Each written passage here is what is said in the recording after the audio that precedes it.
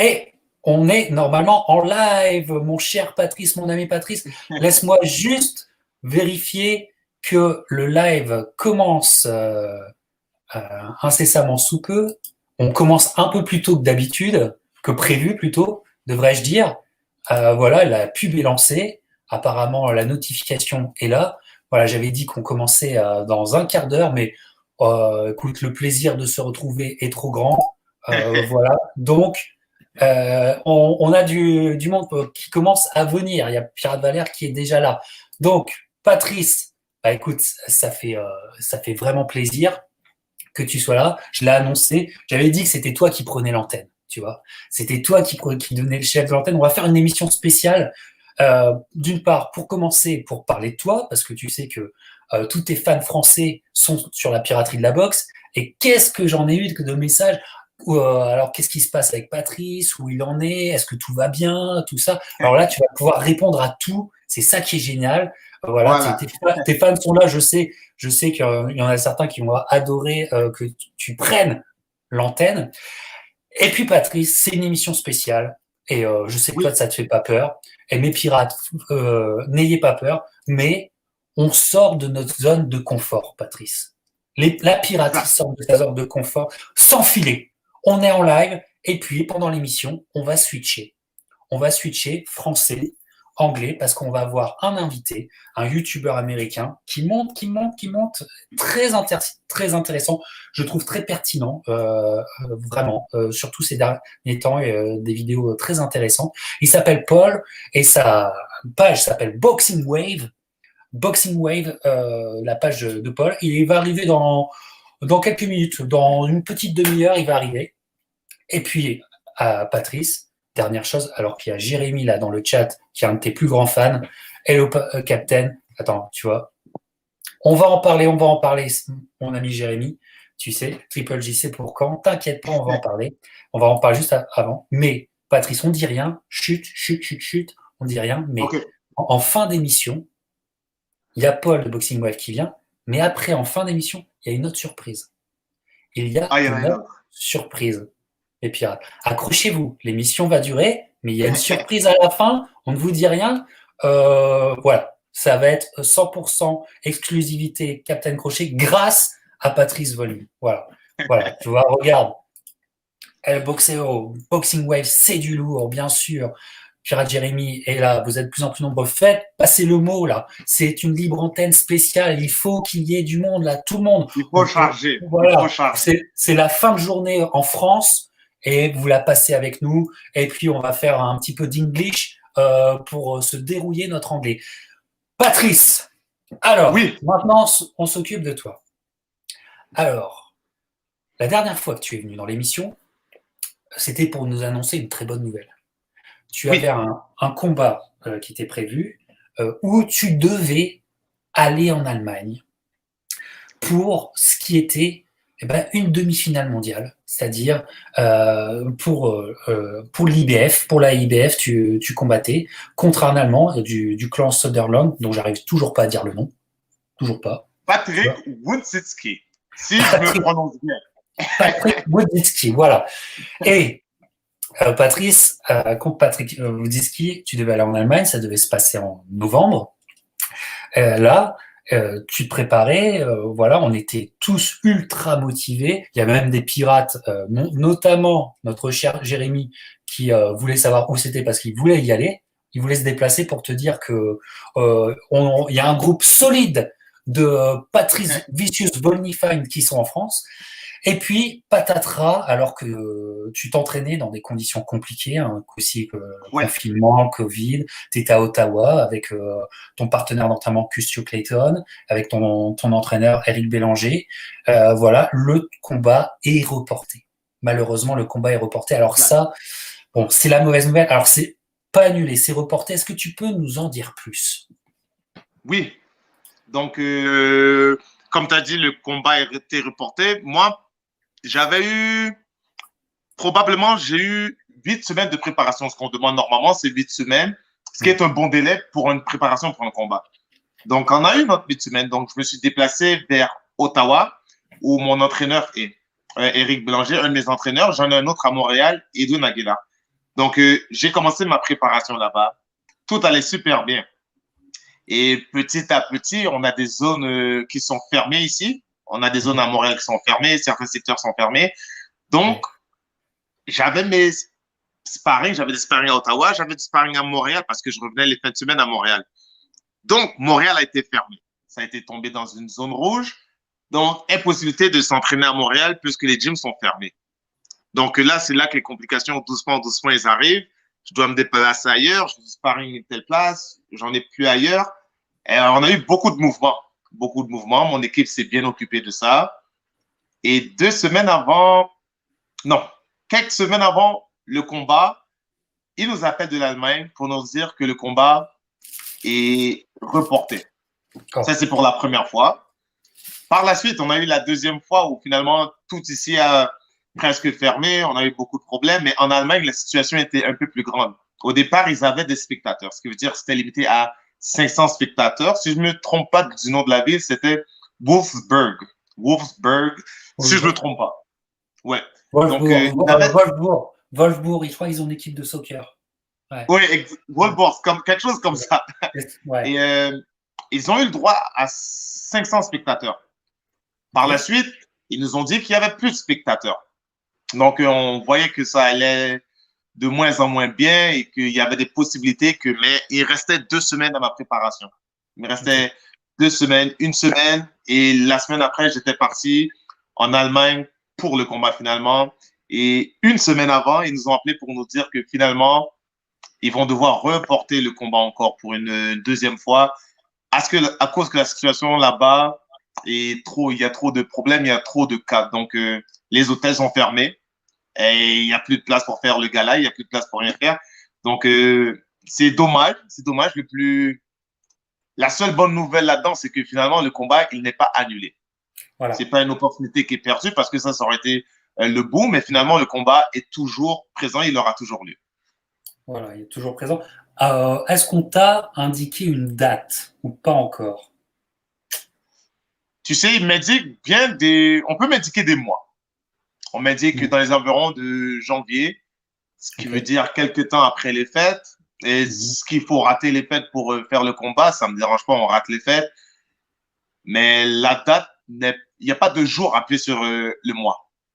Donc, ça peut être ça ou ça ne peut pas être ça. Est-ce que ça peut être dans un futur proche? Ça se peut. Est-ce que ça peut être dans un futur qui est quand même un peu plus loin?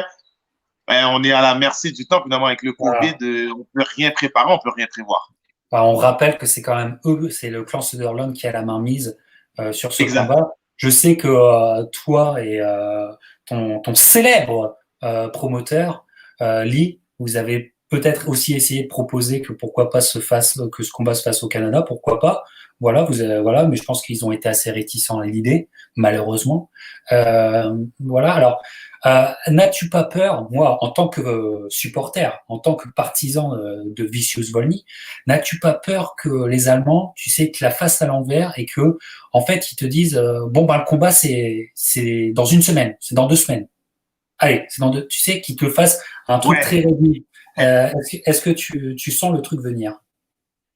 Je ne sens pas le truc venir, mais je suis prêt. Et finalement, si ça arriverait comme ça, ce serait la meilleure chose. Parce que, ça voudrait dire que le combat aurait officiellement lieu et qu'il n'y a pas d'autres situations qui vont faire que peut-être ça sera annulé. Et j'ai eu 1 semaine de pause suite à l'annonce parce qu'il faut que je récupère. Je ne peux pas me rester en camp d'entraînement aussi longtemps.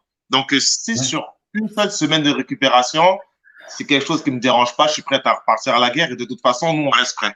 Fait qu'on retourne au gym et on recommence à s'entraîner précisément pour le combat. Et bien justement, Patrice, comment tu arrives, toi en tant que professionnel, ça c'est une question, comment tu arrives à balancer, à gérer et à ne pas rentrer dans du surentraînement?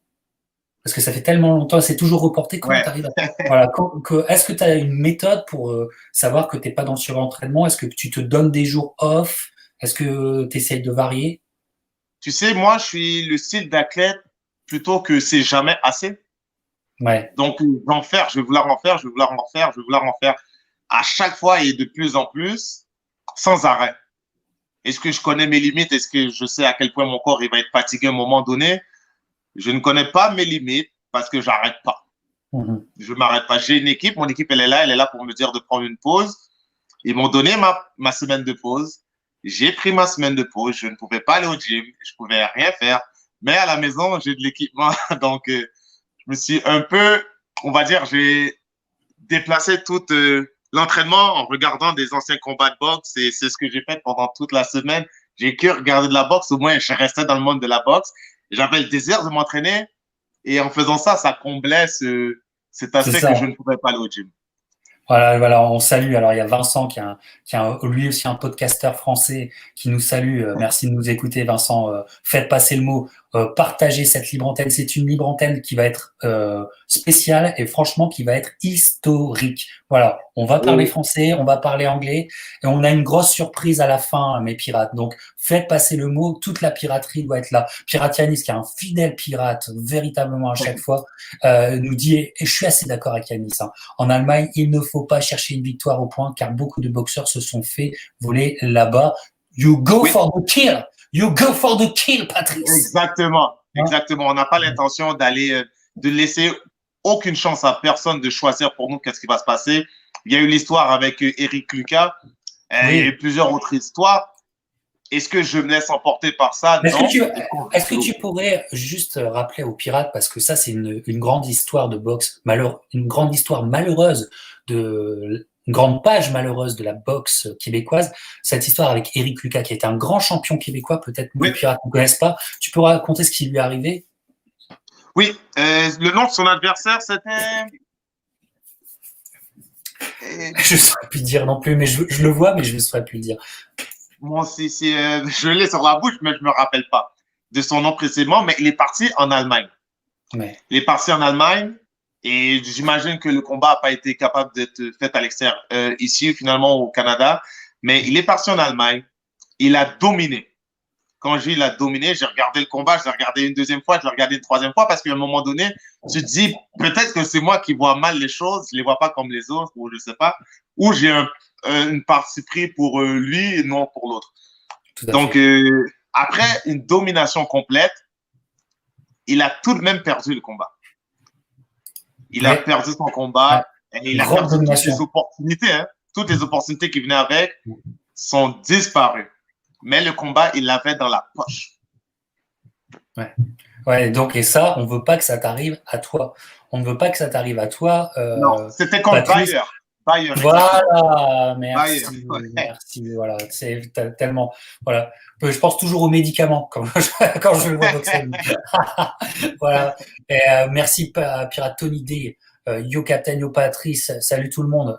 Voilà, vous êtes de plus en plus nombreux. Faites passer le mot. C'est une libre antenne spéciale. Patrice est avec nous pendant toute la libre antenne. On va parler français, on va parler anglais. Boxingwave va nous rejoindre. Et puis on a une surprise en fin d'émission, une grosse surprise. Voilà, une exclusivité grâce à Patrice Volny. Patrice, donc tu disais là, tu te reposes et en fait t'es un vrai pirate de la boxe. Hein, t'es comme nous tous. Quand tu te reposes, tu regardes de la boxe. Tu vois, je communiquais cette semaine avec Patrice, mes chers pirates, et puis on se disait tiens, pourquoi on ferait pas des vidéos comme on l'a déjà fait. On vous a fait un portrait du Drunken Master Emmanuel Augustus, c'est toujours disponible sur la page évidemment. Voilà, on vous a refait avec Antoine, souviens-toi, on a fait aussi la carrière de Winky Wright, voilà. Et puis Patrice me disait, tiens, si on se faisait une vidéo sur Oliver McCall. Et c'est vrai que c'est une bonne idée, une vidéo sur Oliver McCall. Et est-ce que c'était... Je ne pense pas que c'est un boxeur qui est nécessairement connu pour ses avantages. Je ne sais pas si les gens le connaissent bien ou les gens le connaissent. Je suis d'accord. Il est connu pour les frasques. Oui, exactement. Il est connu pour...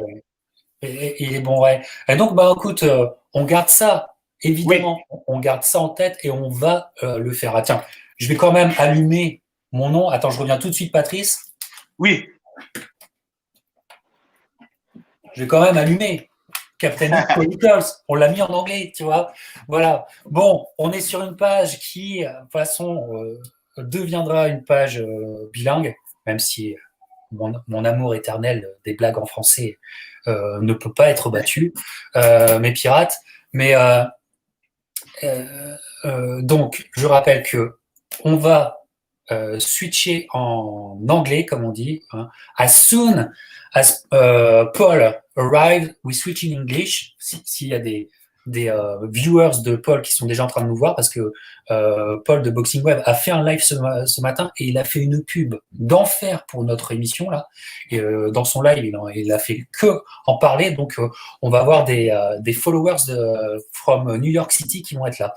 Donc, on va vu que tu as du temps libre, c'est sûr qu'on va se reprendre pour faire une vidéo ensemble. Voilà. Oui. Il y a, tu vois, Toto Stéron dit salut tout le monde, big up Mister Volny, tu vois. Là, on est là, on est prêt. Voilà. Il y a Yanis qui nous demande, alors on va faire plaisir à Yanis parce que je le vois. Il veut absolument te faire parler de tes plus grosses séances, si tu peux, bien sûr, le dire. C'est voilà, parfois il faut que ça reste secret, mais tes plus grosses séances de sparring, avec qui les as-tu vécues? Je sais que tu as fait du sparring avec David Lemieux, avec Christian Mbili, comme le demande Yanis. Tes grosses et dures séances de sparring à Montréal, ça remonte à un petit moment déjà. C'était contre qui? Ça remonte un petit moment. Je sais que je suis déjà monté une fois, deux fois avec Keleder Alvarez, David Lemieux. David Lemieux, très souvent. On a pris les Alors, justement, parce que on sait, toi, Patrice, que tu as un poids moyen naturel. C'est vraiment ton poids naturel. Là, tu fais du sparring avec Libre Alvarez. Est-ce que cette différence de size, ça se faisait sentir?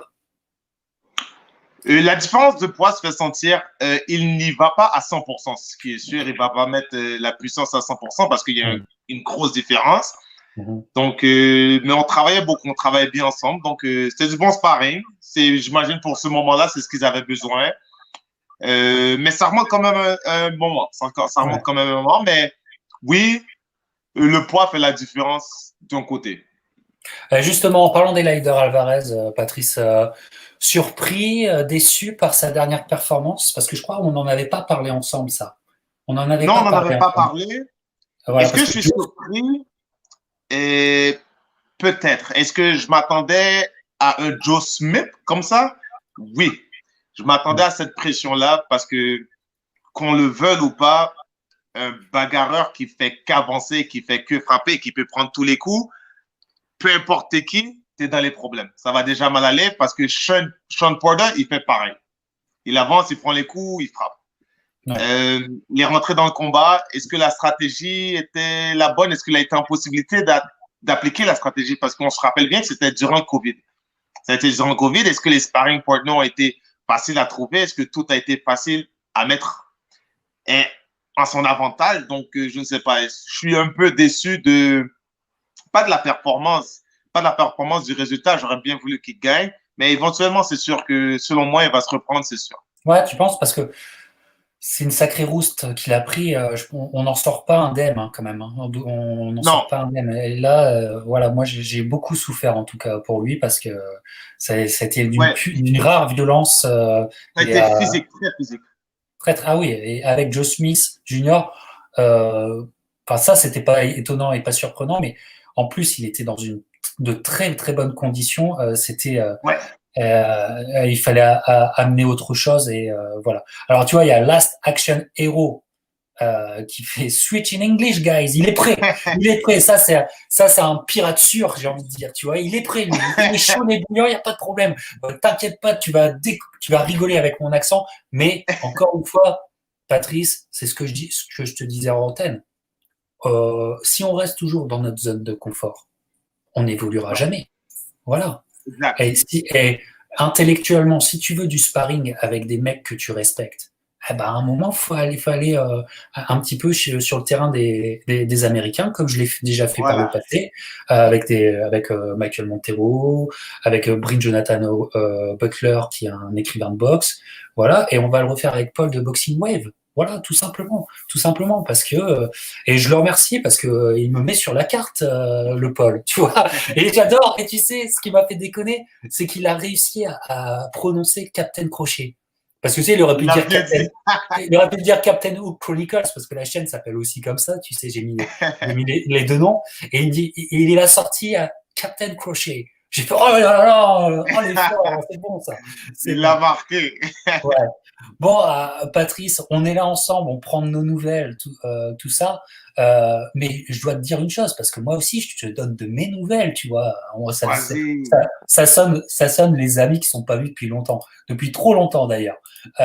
Mais alors, je sais pas si tu sais, Patrice, mais la piraterie la boxe, Captain Crochet, et maintenant, on fait les t-shirts, on fait les hoodies, on fait on fait les tasses de café, on fait les mugs, on fait tout. Voilà. Et tu vois, juste au-dessus de toi, j'ai mis une petite photo tout petit, vous verrez mes pirates, mais encore, je crois, pendant quelques heures, il y a une solde, il y a une vente flash solde sur le site qui s'appelle T-Public, voilà, où Comment, moins tu peux redire le site?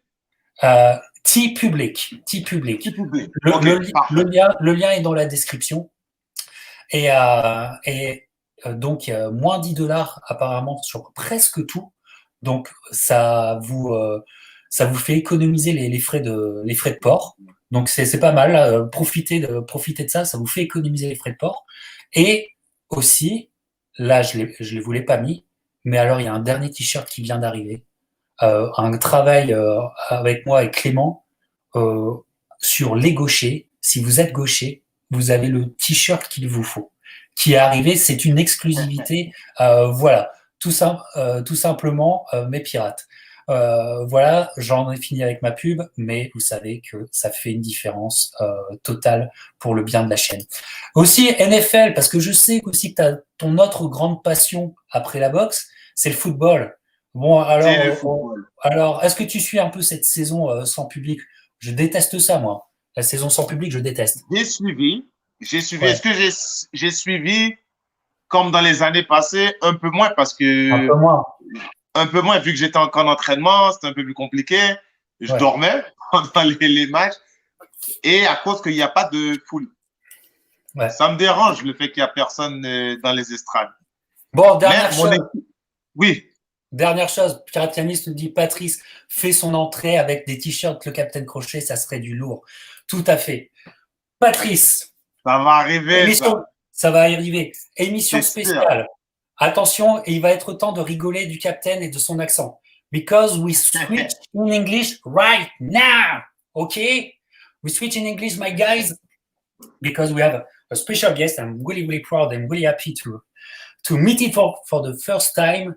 And is just here. This is Paul from Boxingwave. Hello, Paul. How are you? What's up? What's up? What's up? What's going on, guys? How does it sound? First, how does it sound? That sounds so good. You have a better sound than me. Okay, no, like echoes or nothing like that, right? No, Nothing, nothing. Nothing. No. Patrice, what's going on? Nice to meet you, brother. I'm doing really good. Nice to meet you too. What's up, guys? I was listening to you a little bit. I mean, I couldn't understand everything, but Yeah. I was just trying to check you guys out.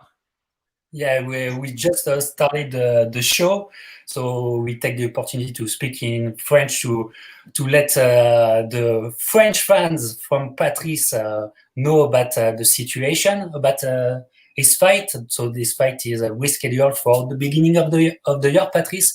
Yep. Still in Germany.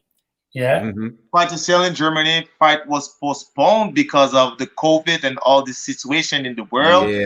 But we still got a fight going on. So we praise for the fight to be soon. And it's still going to happen. That's the best thing. Yeah, man. Yeah. We've been getting a lot of fights canceled recently. You know, Luke Campbell recently got out of the fight.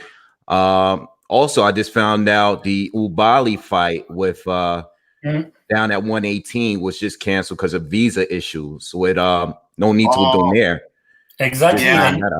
Exactly. Yeah. And you know, this is buzzing in France about that, you know, because it's really weird because Nordin Ubali is really a great guy, you know, really a gentleman.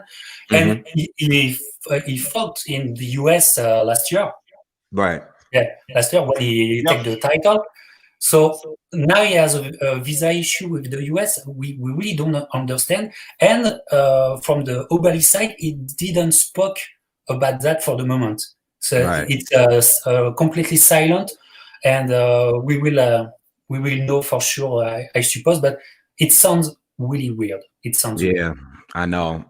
I think hopefully next year everything could slow down a little bit by, maybe, I don't know about next year and like the beginning of the year, but after the winter, maybe things could calm down a little bit and we could get a little bit back into normal. Who knows? Hopefully. That'd be good. That'd be good. Yeah, that'd be good. Before summertime, lives go back kind of to normal, because we need that, and the sports suffer a lot from that. So right, absolutely. Yeah, especially for you, Patrice, when you're that close to maybe face Triple G. The frustration is for you, is for us, Yeah. But tell me more about your fight, because the fight is sanctioned by the IBF. Do you have to follow special rules, a special a special ritual? COVID? The IBF ask about it? Yeah. Normally it's okay. You do whatever you're supposed to do, but with the COVID, we have that bubble situation, so it's pretty hard to find specific sparring partner, because we cannot take people from the US or a different country. We have to stay in the Canada. But something people not know, if you fight some guy and you might need him in the future, you might not say yes because you fight him already, So there's some issue, there's some gym. So with this, the IBF still give us the opportunity. We get tests. There's a few tests, COVID tests. They send you the test. You got to send the test back. You have to be, everything has to be perfect. Right. Everything has to be perfect for the fight to happen. But you still know that no matter what, if you take the plane, you go there, the other team might have an issue, so the fight might be canceled. But we don't think about that, but the IBF is pretty cool with all this situation. As far as the bubble, how long do the fighters have to be in the bubble before the fight? Is it like a week? Is it like 2 weeks? Because everyone has to be cleared and everyone has to stay and remain in there, right? Yeah, you're supposed to be in the bubble since the camp, since the beginning of the camp. Right. So I have to be in the bubble. My sparring partner has to be in the bubble. My coach, my two coaches, everybody has to be in the bubble. So that's pretty tough, because some of them, like conditioning, they're working. They got different clients. They got this. They got that, and all of them have to be stopped for you to make a fight. Right. So you got to make sure you don't take too many people with you, but you still need your team around you and everything. Yeah. You might take the cutman at the last minute. So, but if everybody's test negative, you should all be good to go. Right. Is there any chance of you still possibly having a fight with Triple G in the future, maybe for next year? You have to win. Yeah, I need to win my fight versus the German guy, Patrick Winsinski. After this, imagine fight go good. We win the fight. You know, Triple G is getting old. So I wish he accept and do that fight, because he might said, because that's an option. He might said, I want Canelo now. Let's forget about all those fights. I want Canelo now. I'm not doing another fight, because it's really good. I wish it's Triple G, because that's what we're looking for. That's what I think. When you're a certain level in your boxing and you've been working so hard, you want the best. You want to fight the best. It's an opportunity for you to shock the world. You never know. You know, it's a boxing, so it's like that. But you want the chance, especially right now. Like exactly. Yeah. I want the chance. I want it now. And now we're in a zone that we're gonna have the big fight, but life just stop everybody. Right. Yeah. And for him, not at the greatest time, because he is at the very end of his career. He is getting older. and he probably just wants to. We know how he feels about Canelo already. Like we know he definitely wants that fight, but he wants a big fight before he leaves. But hopefully, in between that, he can squeeze. You know, hopefully you could get your opportunity, or you know, whatever before he gets out of there, or have that next big fight. Golovkin was supposed to fight, or still gonna fight the 24th. I think so. If the fight still happen, it might take somebody else. No, I just want Canelo right away because I think it's 38-37. Golovkin's 38-37. Yeah, he's up there. He's like 37, I think. Yeah. Yeah, so might be the end for him. No, it's more. He's going to 39. Oh wow! He's 38 now, and it's going to 49. Yeah. So it's getting old. It's getting old. They might want that fight. It's getting on, and it's also with the IBF. And this is my question because against the German guy, it's a IBF eliminator for you. And exactly. Yes, but the process about the weigh-in for an eliminator, the IBF asks you to have the rehydration clause or not. For the IBF, it's right? 10 pounds. Yeah, it's 10 pounds. It's 10 pounds. So if you have to follow the rules, even for the eliminator, it's not just for the championship; it's also for the. It's a 12-round eliminatory, so we still have to follow the rule. We got 2 weigh-in. The first weigh-in is the 160, and the next day you're not supposed to gain more than 10 pounds. Right. Because I do approve this rule. I do love this rule because that's the kind of way you stay safe, healthy for you. Because dropping 30 pounds and gain weight after is pretty hard. Or if it's not hard, you're not gonna feel the same like as a training or when you used to spar. So especially for you because you fight at your natural weight. So it's an advantage for you, and maybe it's something that kill Triple G now.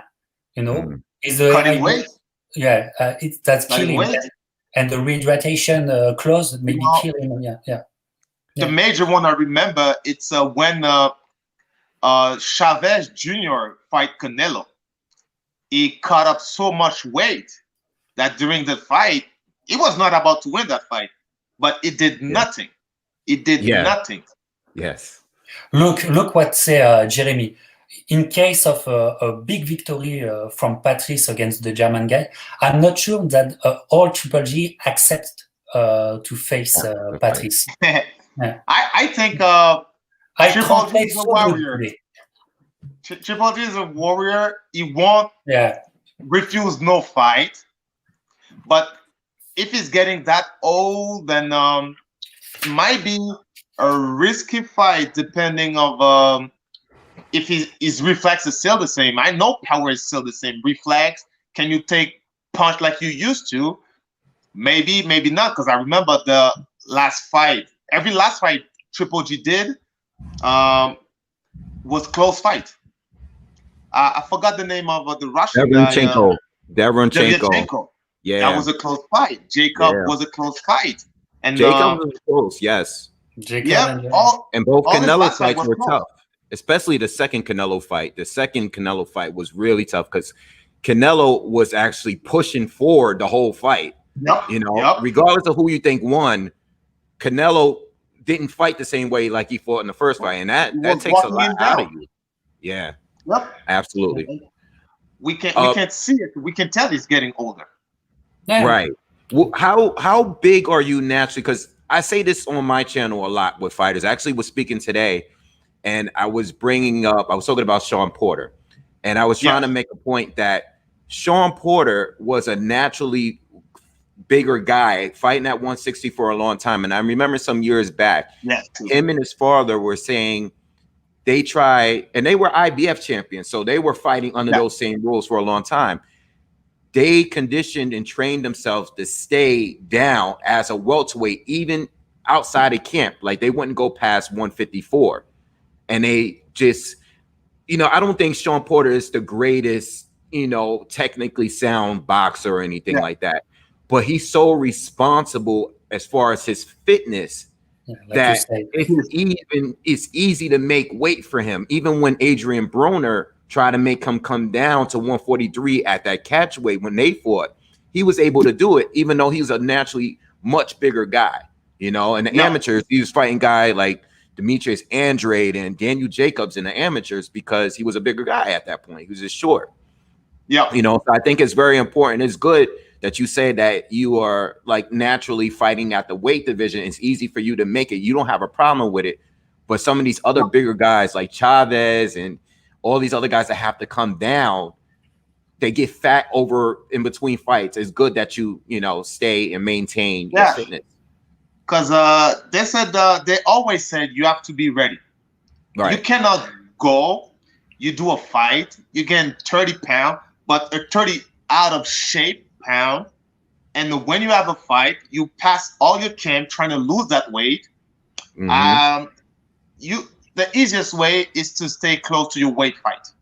Right. Don't try to but how for big you, it can be.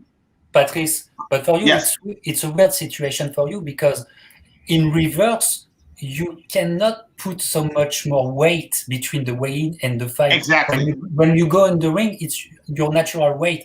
And sometimes I'm pretty sure you already face people who are so much bigger.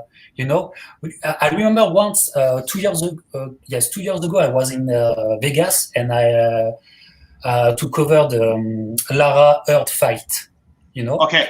And so I was at the weigh-in. You know, and you have Heard, Lara, Williams, Julian Williams, who also fighting. Nathaniel Gallimore, and seriously, so I meet this guy the day of the weigh-in, and see the same guy the day of the fight. It wasn't the same, you know. They were so much bigger, you know. It was like two different people.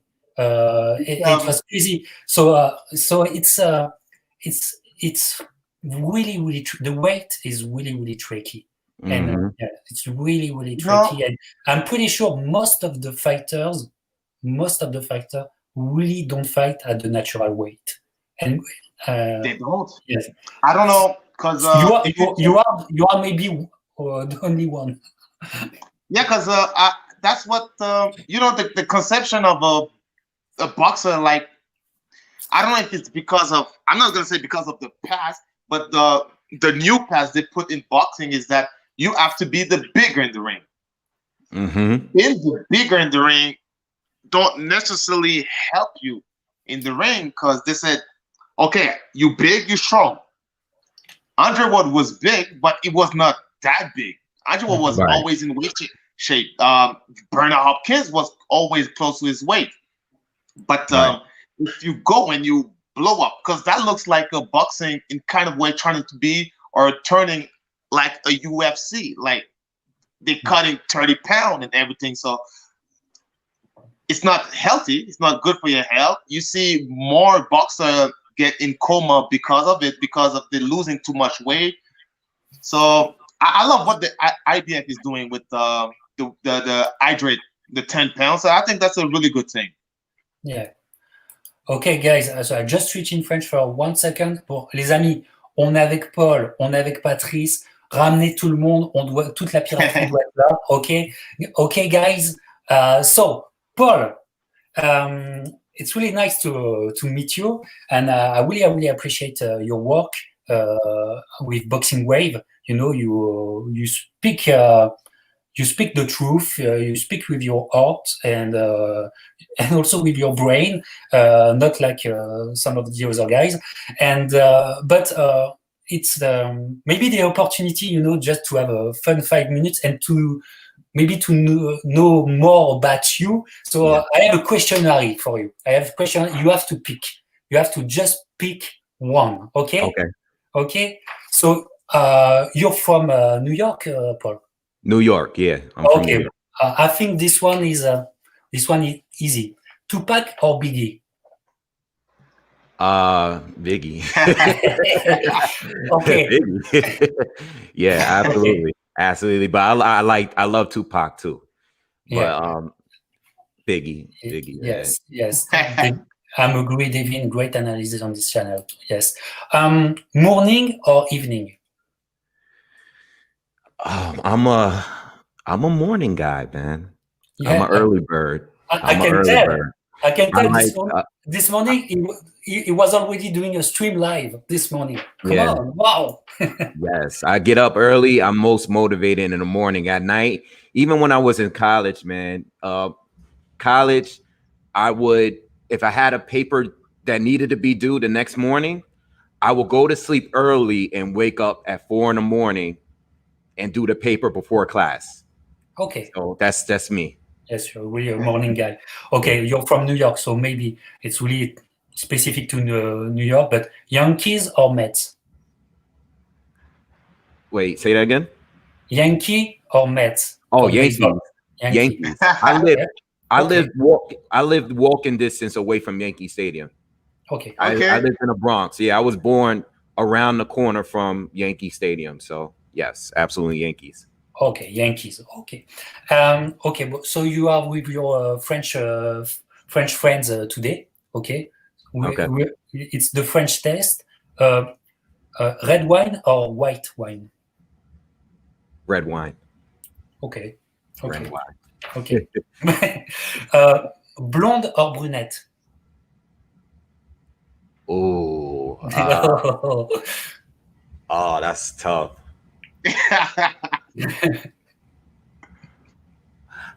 Let me say this, and I don't know if this is the best answer, but I like walking down the street. I would probably pick more blondes that I find attractive, but a really, really attractive brunette stands out more. Okay. That's a good answer. That's a good answer. That's a good answer. Yes. If you see one brunette, I will probably pick her over the more blondes. But I think just walking around every day, I think there's more attractive blondes. Yeah, I'm gonna go with that. Okay. In a long time ago, not yet obviously, but really in a long time when we go to heaven. When we go to heaven and we will finally meet some people, but you have to pick just one for an interview. Paul, Ali, Gatti, or God? Ali, Gatti, or who? God. God? Yeah.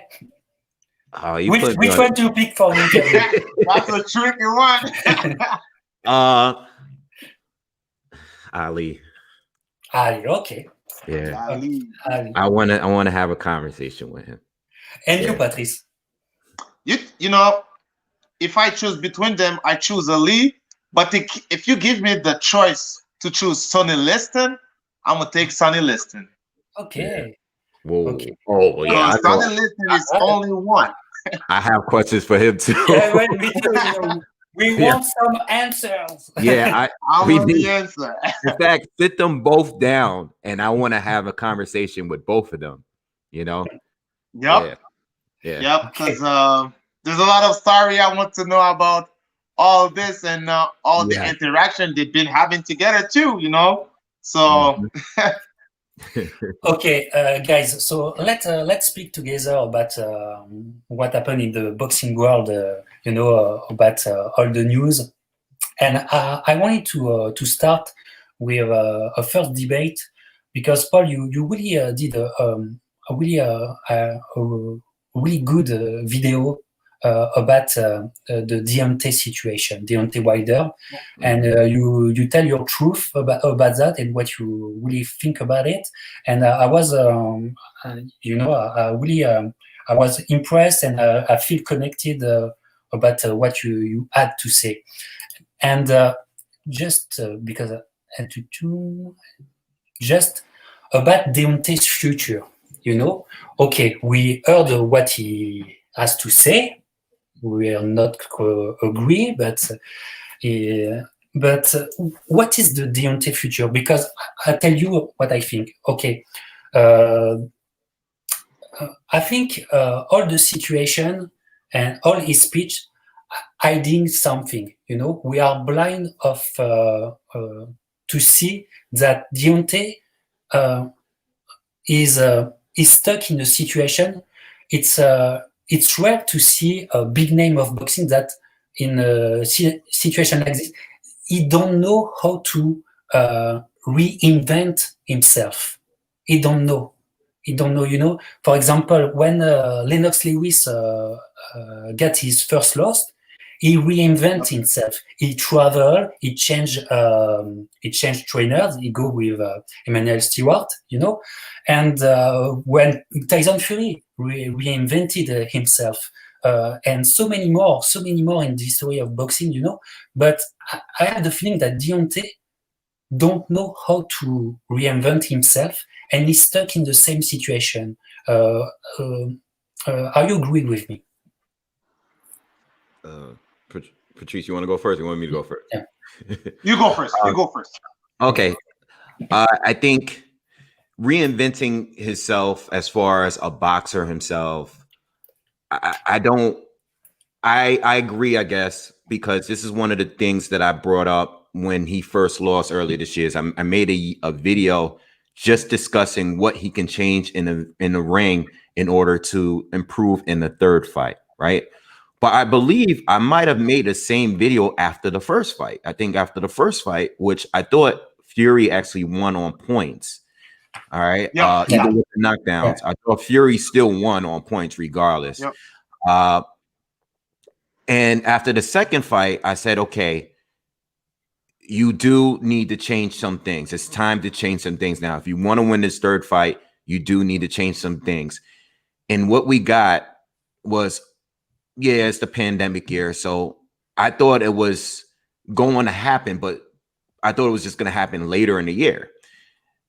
Once we found out that nothing really happened and it went straight back into the Glovegate situation and we got nothing else, like when he finally came out and said what, you know, he had to say, I said, wow, you know, we pretty much burnt out the whole year just focusing on this.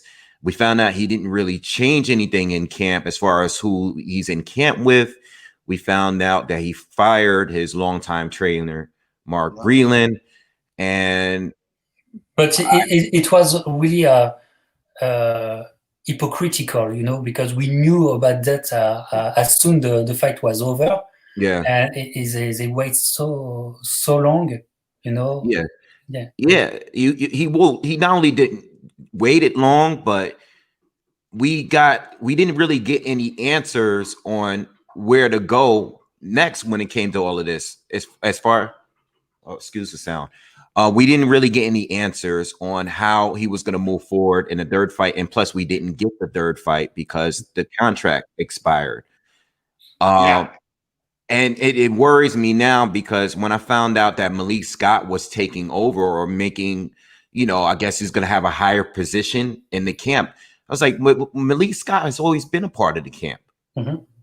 So what exactly are they doing to move forward? And I think the problem is you have so much success just doing the same thing over and over again, even when you're down in certain fights on points and you're able to get, I mean, he almost got it in the first fight with Fury. He almost got it. He's down on points. He's clearly losing a fight. Almost got a knockout. And when that happens, why change anything? He went into the second fight not really changing anything at all. You know, and I think mid-30s, you making millions in a fight, they're figuring, why change anything? Hopefully I can land the punch and that's that. You know? So I think that's the issue. Like, why change anything if it works so many times and I got here off the same plan with every fight? Don't win rounds. I can knock you out at some point, you know? Do you have the feelings, guys, that Deontay is in terms of boxing, but also in terms of persona, is controlled by a group of people that is, you know, under the influence of some people? I explain. 1 year ago, I interviewed Johan Duopa, and he told me a story that maybe Paul, you don't know. That before the Jarrett Miller fight, Johan Duhaupas went to Alabama to prepare and to have a training camp for the fight. And Deontay Wilder, knowing that Johan was close to him, he went to his training camp and they spent a day together, speaking about their fight from 2015, speaking about life, and Wilder gave him also some rounds as a sparring partner, for a day. So it's a pretty great story. It's a friendship story. That shows that the guy is really, is really not the persona that now we see about him. Do you think he's really under the influence of people that control his speech almost? Yeah, I think I think his manager Shelly Finkel is a really big part of I guess what he says to the press and things like that. I think it's 50-50. I think, well, as far as his career, I think it's actually, yes, it's absolutely, as far as being controlled. Yes, I don't think Wilder always does what he wants to do and says what he wants to say. I think a lot of things are calculated, but not just solely specifically with him. I think that it's like that with a lot of boxers sometimes. I think a lot of boxers come out and say things sometime, and you notice that certain boxers will come out and say things randomly, and then later on they switch what they said, because I think that's when the bosses come down and like, hey, you're not supposed to say that. We don't want you to fight this guy, or we don't want you to go in this direction in your career. So I think a lot of fighters are definitely controlled. But one thing that I said in my rant about all of this stuff with Wilder, and you have Glovegate out there, and yes, there's a couple of things, watching a fight and looking at the video and stuff with Fury, and you see the flimsy, glove. Yeah, I mean, yeah, it does look a little strange seeing that. But the people that focused on that were throwing so many things out there. I mean, they were throwing things that didn't even match each other. It's like one thing, and then pictures that were edited in Photoshop started coming out too, where you see the knuckles going to the club. And I'm like, wait, this is like, you can do that with an app. You can actually use an app and just do it on your phone. So I think a lot of things messed that up. And then when he came out, started speaking about the spike in water thing, that it's just too much now. Now you made it ridiculous. And that was the point I was saying. I thought he took it too far. And, that was my whole key thing in that argument and my rant there. And I said, he is acting like a character. He wasn't always this way. I think he started believing his whole hype on the YouTube community. He has a whole huge following. And I think he started being that guy that they seen him as. And that's what he became. It was like WWE. How the wrestlers go out there, they have a character, but when you interview them or you see a documentary on one of them on the side, they're acting like a normal guy. They're telling you real stories of what was going on at the time. But in wrestling, you paint your face, you go out there, you act like a certain person. And I believe that Deontay Wilder became that. But I think he started believing that this is him. And it's not. I agree with that. Yeah. It's not. I think the same too. I think the same that Deontay used to be Deontay, but now is the character, is the bomb squad, is the guy that if I land the punch, no matter how the fight goes, I will knock you out. So do you train the same way if you really know you can knock everybody out? And actually you do it, because he was not winning the fight versus Ortiz. For me, it was not one round. Not one round. Exactly. Knock him out. Brazil, knock him out. Ortiz again, knock him out. And he almost beat the king. The king is Tyson Fury. So do you believe that? Do I really need to push that hard? Because, when you got the power, you only know it takes one punch. You believe in that one punch. You believe that he's the man, he's the king. He said it, and he said it after the fight too. So I was willing to die in the ring. That's my choice. My coach throw the towel. He's out. So I think that become really the guy he is. He's the character that Deontay Wilder used to play. today, and I still think today it is, because you cannot, like you said, all that gloves work, the suit, and all those excuses don't make sense no more. Yeah, it was too many, and then there were videos that were countering those, and you started seeing videos of other fighters with their gloves flopping around. Seeing a really good video with showing Canelo. I saw a video with Muhammad Ali. I seen other videos. Then they show videos with the spike in water. There's a video of JD's, giving Wilder his water in a corner. It's like, hey. Even David Haney, they said David Haney might have something in his glove. This is the Gamboa fight, but he can knock Gamboa. I don't understand. It gets, see, that's what happens when one thing happens. People get crazy and they said the same thing with Tank Davis. Tank Davis went in there. He's got a different pair of gloves on. Now, if I see that and notice that, the first thing I would think is maybe he didn't feel comfortable in those gloves and he switched it. And it happens all the time. Any boxer would know that. Like, my first guess isn't he's cheating. My first guess is he probably switched the gloves because he didn't like the gloves that night.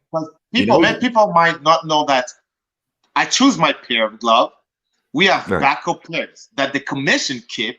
If I don't feel comfortable, they switch the gloves. So you have different pairs of gloves. You make sure that if I don't feel right, I switch pair. They do have the commission have the gloves. So they bring the glove to me. It's still wrapped and everything. Just change the glove. So there's a lot of situation, but now today in 2020 that everybody switch glove every fight. Yeah, they put them too much. Right. And guys, last question about Deontay, because with a mindset like this for the moment and a mood like he expressed, who will be the best coach to work with in that kind of situation? It's a tricky question, but who do you see doing a good work with him as a coach? Virgil. I think about Joe Gosen.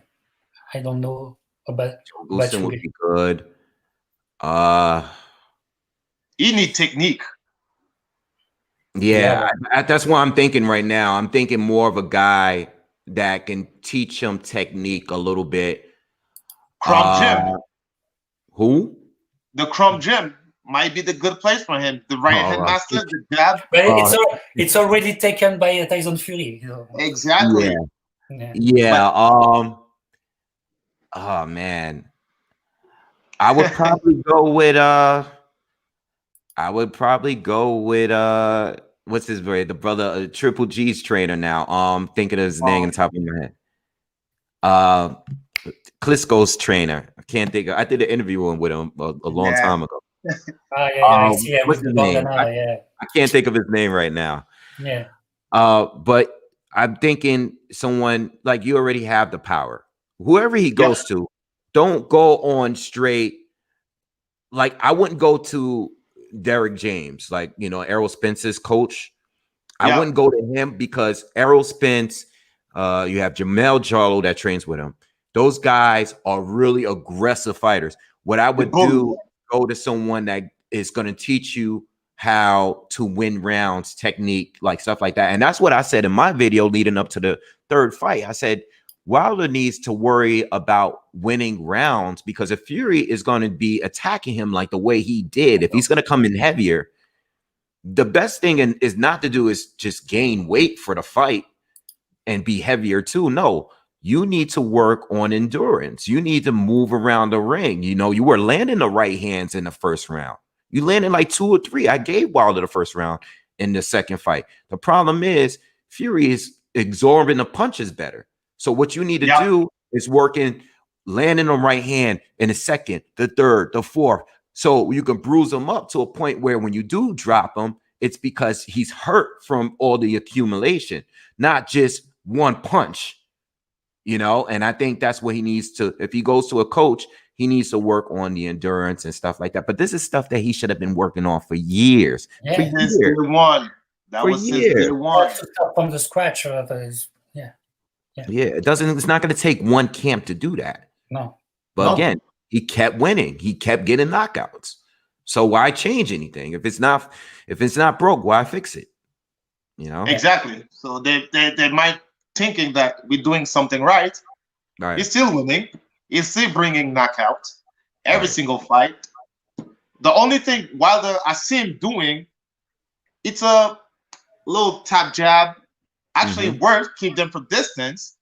Yes. But it's not necessarily winning all the first round, because after this, he just finally land one big right hand and he win the fight. But imagine Jonathan Banks, who I was thinking of. Jonathan Banks, coach, that might be a good coach for him. That might be Jonathan Banks. So, Paul, speaking about the heavyweights, what's your favorite heavyweight prospect for the moment? Because Dubois Joyce is coming. We have Tony Yoka in France. So, who is your favorite for the moment? I have a new favorite, a new guy that I just started watching. Sanchez, Jared Anderson. Jared Anderson. Yes, of course. Jared Anderson. Me too. I love the guy. Young kid. He's young. Don't have a lot of fights yet. I just started watching him, but I already like him a lot. And plus, you got the the American boxing bias and everything. But I like him already. I really like him. And I think he's only like 21. I think he's really, really young. So I like him. Yeah. There's a lot of prospects out there. I like Triple D. I like Hergovich. There's a lot of prospects out there that I like, but I'm already like watch. Now I'm on him now. Like that's my guy right there. I want to see how far he goes. Okay. And your view about Tony Yoka? Just what you think about him? Who? Tony Yoka, the gold medal. Oh, Tony Yoka. Tony Yoka. Another guy. I just was talking about him recently too in a video. He is fighting. Who's he fighting next? He's fighting Christian Hammer.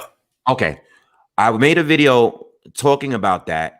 I think that's a good fight in the right direction because unlike who was the tough fighter he just beat that in the first round? Johan Duhaupas. Okay, Duhaupas. Duhaupas was always known to be a tough fighter, very durable fighter. He took a lot of punches from Wilder, and he's known to be a fighter.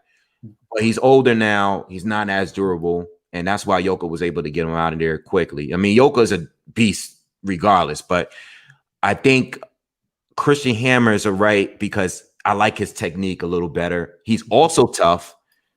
He got a couple of losses, but he's not a guy that is chinny or anything. He's tough, but he's a better boxer to me than Duhaupas was.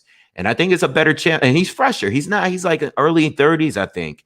So I think Hammer is a good opponent. Yoka is tough, man. I'm looking forward to see him too. He has a lot of power, and he's an Olympic gold medalist, and I'm looking forward to seeing what he has too. I like him. My eyes definitely on him as well.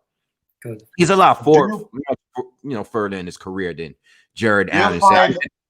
He's a contender at this point. Mm-hmm. Do you find, Paul, because you follow boxing from New York City, from the US, and I just want to know your point of view on that. Do you think Yoka was hard to follow because he was boxing only in France and he never stepped in the US, and maybe for a guy like you it was hard to follow? Yeah, I think a lot of I think when it comes to the US and the fans here, especially the heavyweight division, in the bigger divisions, I think that New Yorkers, not just New York, but just American boxing fans, they never kind of got past the 90s heavyweights.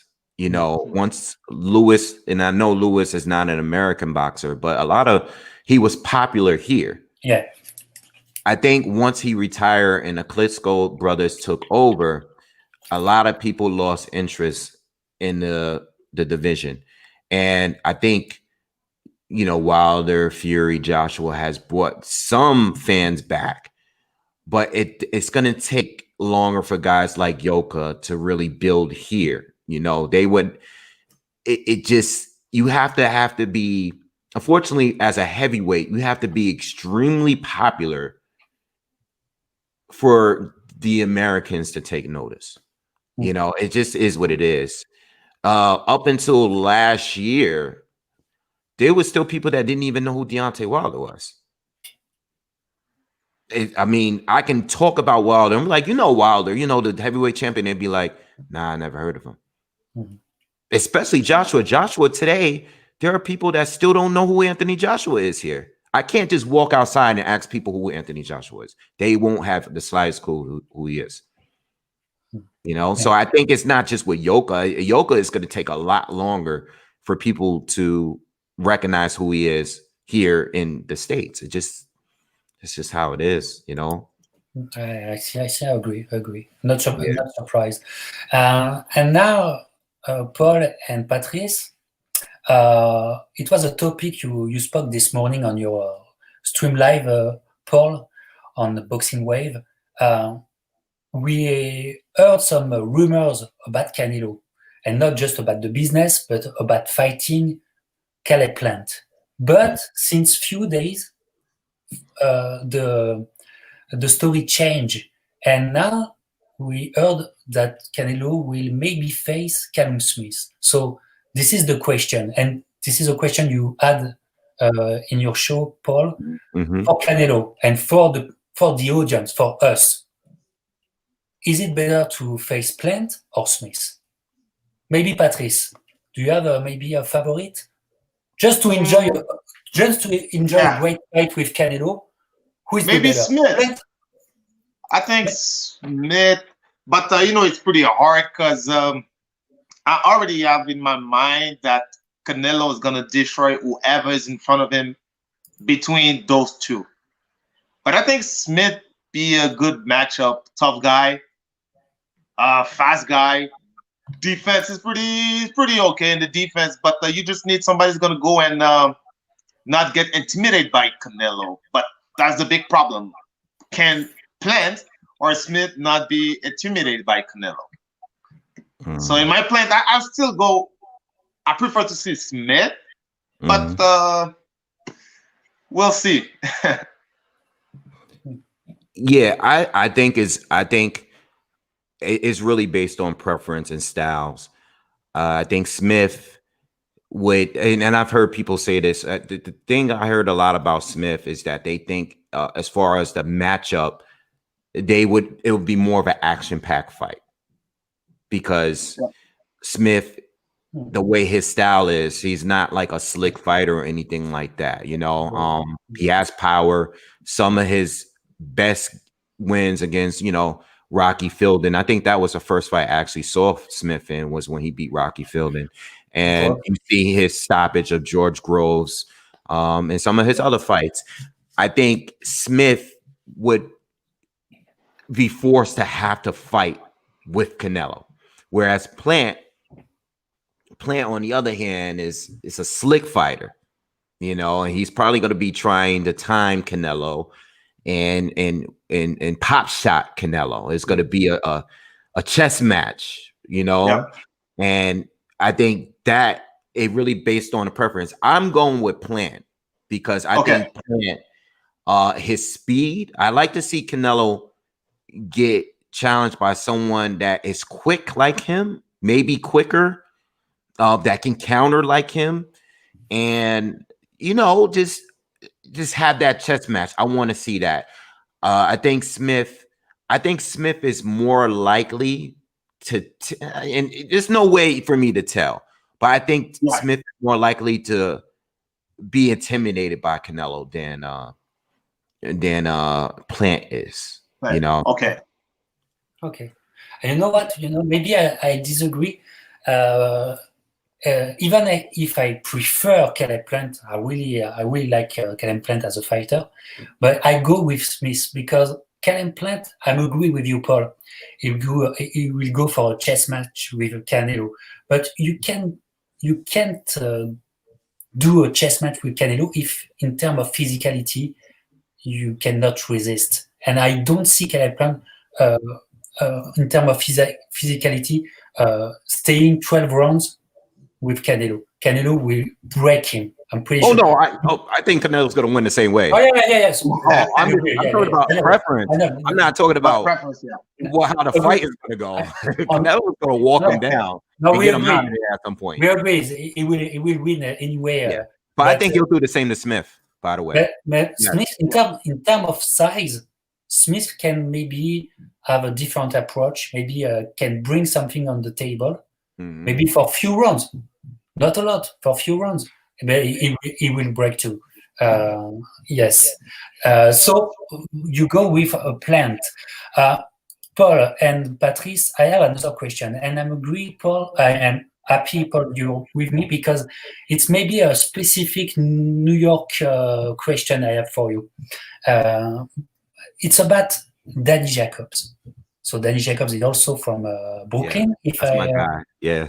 Yes, and I'm also a big fan of Danny Jacobs. I always study Jacobs because I think it's the kind of fighter you have to put in every boxing school, and every student has to look at him. It's really what I think about him, and I really love the guy. I love the character, but I have that feeling. Maybe I'm wrong. Since a year, since the Canelo fight, something switched, something changed with his persona.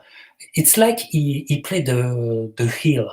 It's like he's the villain now. So the Canelo fight was a weird fight. I think we don't know everything around the fight. After the fight, he break up with his long-time trainer, and that sounds weird to me. And I don't really buy the beef between him and Rosado. I don't. It's like he trash talk, but it's not natural. What's happened to Danny Jacobs, Paul? All right. Well, two different things. Danny Jacobs, great guy. All right, classy guy, like you said. I met him last year at the Joshua fight.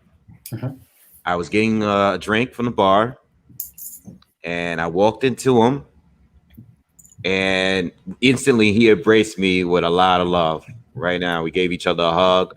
Never met before, but he loves the show. He loves the channel, and we talked. And I said, Danny, what happened in the Canelo fight? What happened? And he's like, it was the weight, man.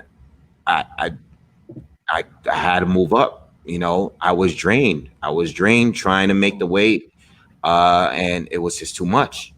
I couldn't do it. He fought. He didn't fight a bad fight at all, by the way. It's just that what I said in my video was he was a late starter. It wasn't a killer instinct. Like, it wasn't like he was. There was no real attack mode in that fight. I thought they both fought a very safe, cautious, friendly fight. Yes. There were some points where it was some action, but anyway, what has happened to him? I don't know what happened between him and his coach. I really don't know. I don't like it. I did speak on it on my channel. I don't like when your coach has been there and it's more like a father figure. You guys have a falling out. It is definitely about the money. Okay, it was something in regards to the money that he was getting paid for that fight, and it didn't work. I think the coach was upset because he got a much lower amount that he should have believed he got him out. I don't want to go into it because I don't know what the real conversation was like between them, and I've heard two different sides of it. And I don't really want to go there. I just don't like when two people that are that close fall apart. I don't know whose fault it is. So I can't say what's wrong with Danny Jacobs when I don't really know who's. Right, just sad, even for us as a fan, and you know, I'm not from the same city. You know, I don't speak the same language. No. But I'm a big Danny Jacobs fan, and Me too. you know, I felt sad about the situation. Yeah. Me too, and at that time I did too, and it's really part of the game. Unfortunately, a lot of guys fall out with their coaches at some point because things just don't work out. And look at what's happening right now with Deontay Wilder and Mark Breland. It's the sport, it's the game, you know, and it's not just the sport, but it happens in any other sport. It happens with the music industry. It happens with every kind of industry, period. I don't like it. It's sad. As far as Gabe Rosado, though, I don't particularly like this fight.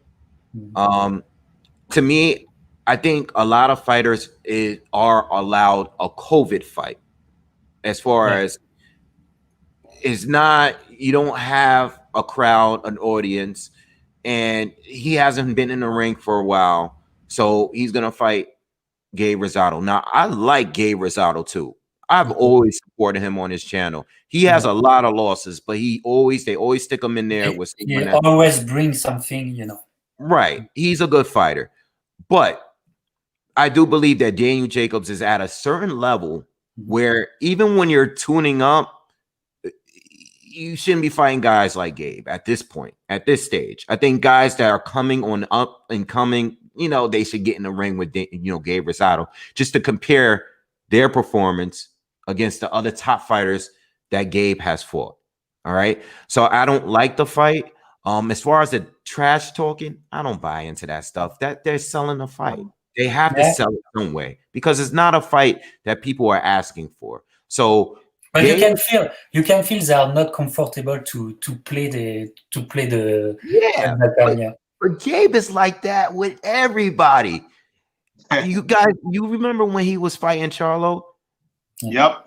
When he was fighting Charlo, he was talking all the way through it. You cannot stop Gabe from talking. Talk. Gabe is he's a Philly fighter, and Daniel is a Brooklyn fighter, and there's definitely some you know I guess some rivalry there, you know, because Philly's 2 hours away from here. You know, Philly is a real street gritty, and they are very proud people. Very proud people. And let me tell you something. They're so proud. And since we're talking about it, they're so proud. I have a sister that lives in Philly now. She's from New York, but she's been living in Philly for a long time. And I go and visit her. And the Philadelphia Eagles is their football team. Now I'm a New York Giants fan. And my sister, sorry for you. We were going to the game, and my sister told me before I came out there, she's like, listen, we're to go to the game. Do not bring any New York Giant apparel. Do not wear any of it. Don't wear it because they are violent there. They will beat you up at the stadium. And while I was there, I seen a Dallas Cowboys fan get beat up outside of the park while we were there tailgating, waiting for the football game to start. Some Dallas fan, they was playing the Cowboys, or I think, or another game we went to, they beat up a Dallas Cowboys fan at the stadium. Yes. So they are crazy. But yeah, I think that's just a rivalry. You know, I know I'm getting off track here, but Daniel Jacobs, I wouldn't buy too much into the trash talking between Gabe Rosado and him because Daniel Jacobs is a naturally, you know, classy guy. And if somebody's trash talking him, he's going to talk back. And that's all I see in that. Yeah. Patrice, you want to say something more about maybe Danny? I know because I was supposed to fight in Arizona when Danny Jacob fought Chavez Jr. Yes. So, but Rosado was Rosado was the belt to fight if the commission didn't approve Chavez Jr. So I think they got this since that fight because Rosado was there getting ready, and he was already ready to jump in to replace Chavez Jr. So I think they got this from a little bit a long time, but we know Jacob is a classic guy. Don't respect that much people, except if he gets disrespect. That's normal, you know. When Charlo, I remember when Charlo talked too much, Jacob jumped on his face during the interview to, you know, push him up a little bit, in a you know, so hallway. he don't play. Yes. Exactly, you know. So, but Jacob I think they should give him more recognition. Yeah. Not only the fight with Canelo cannot defy all the rest of his career, with the career he did, he cannot make weight no more. And we all see something different between that fight cut. That I was like, what's going on? He's not doing. I was really thinking Jacob was the only guy to be able to beat Canelo today.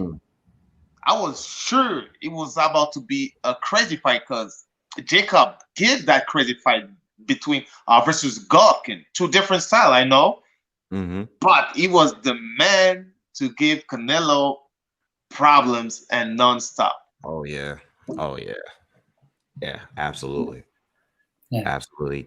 I think Daniel Jacobs did a credible job against Triple G. You know, I had incredible job against Triple G, man. I think the knockdown really kind of like screwed him up because I think Jacobs, to me, as far as round by round, with just scoring rounds, I think Triple G never really figured him out in that fight. Nope.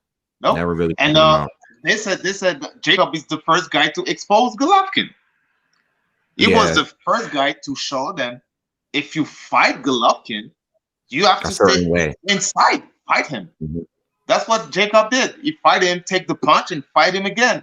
Punch, counter punch, and everything. And again, it's also a question of intensity because everybody remember the intensity of Danny that night, and we don't recognize on the Canelo night. Right. It wasn't the same intensity, and that changed everything. You know, I had the chance to interview Caleb Truax, you know, and I did a video with him.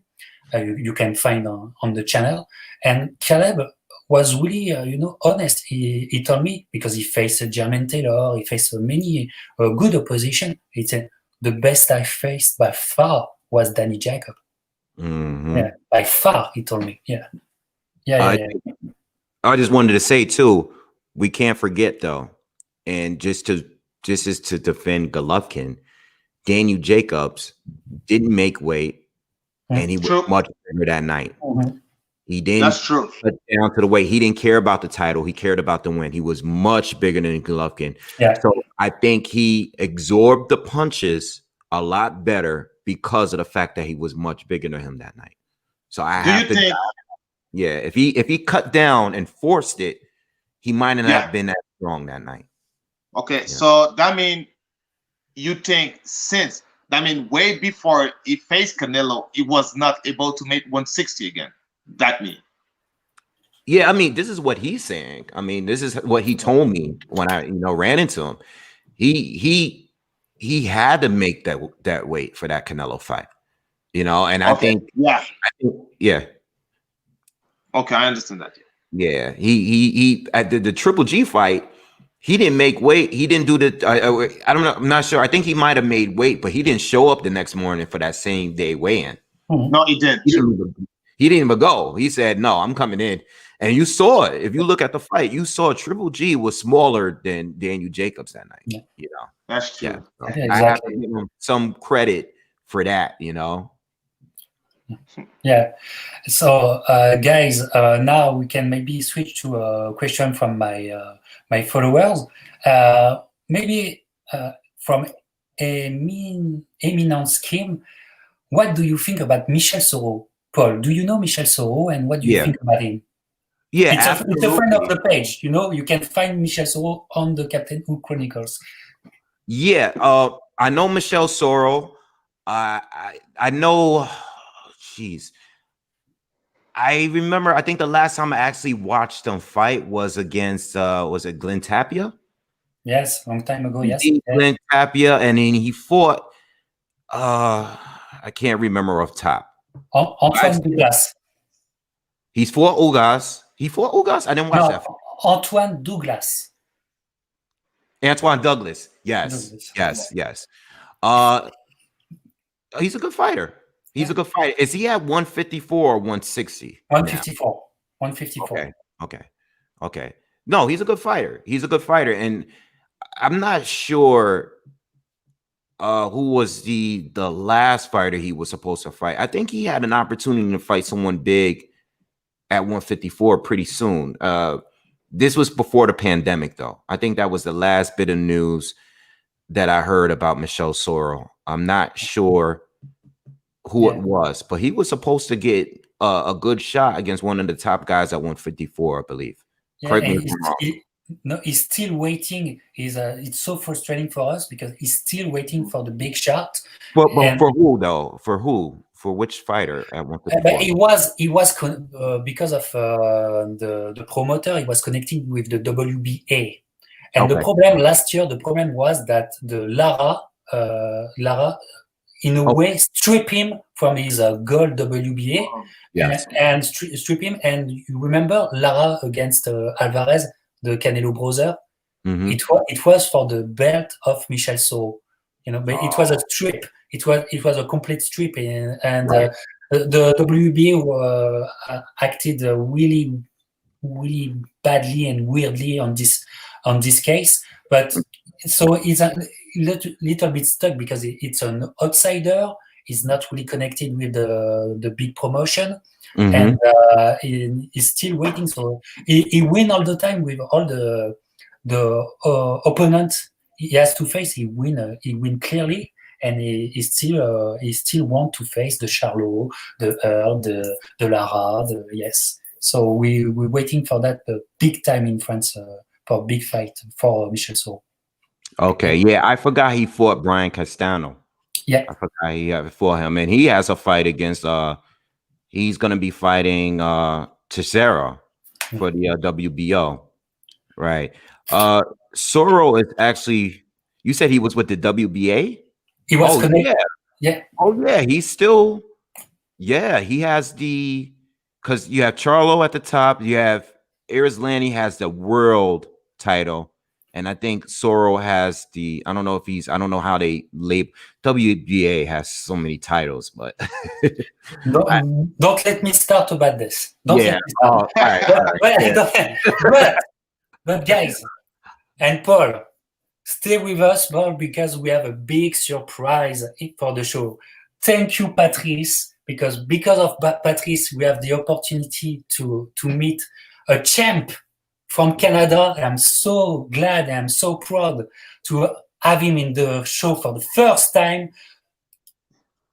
Custio Clayton is with us. Hello, Custio. How you doing? What's going on, man? Nice to meet you. Very good. Nice to be on. So, Custio, the training partner of Patrice, Custio, thank you so much to be with us, and congratulations for the big performance you did 2 weeks ago in the US. You crossed the border to face Libre on 2 weeks' notice. 2 weeks' notice, and you are really seriously. It's a kind of fight, like I say, it's a kind of fight you have to show in every school of boxing, school, because Custio, you keep your game plan from the beginning to the end. You box so well. You move like I never see you moving like this. It was, in terms of performance, it was a great performance. But thank you.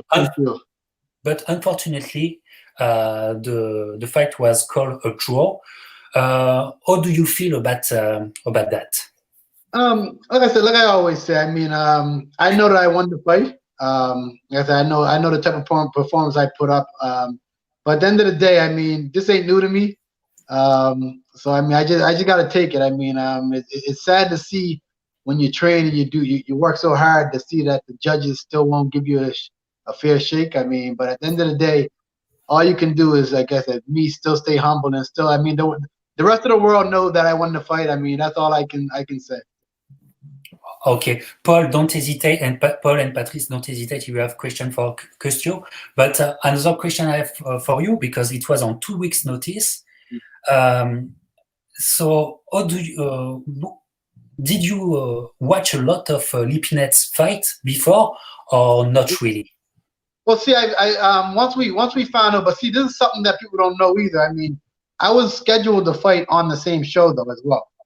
Okay. So I was fighting as well. I mean, no, I wasn't training for him, but at the same time, I mean, like I said, I mean, I knew once we switched up. And the other thing people don't know is I had Patrice for my sparring partner. That was who was working with me for this fight. Which is no, he's not as short as Lipinette was, but my thing was I needed someone that was bigger, that was able to push me and make me work. And that's why I think this was a big thing, because I mean, like I said, that was something that Patrice was able to do, and we knew that Lipinette, from seeing the taste that we seen out of him when he fought Lamont Peterson, when he fought Danny Garcia, Mikey Garcia. Yeah. He's a fighter. He's someone that likes to fight.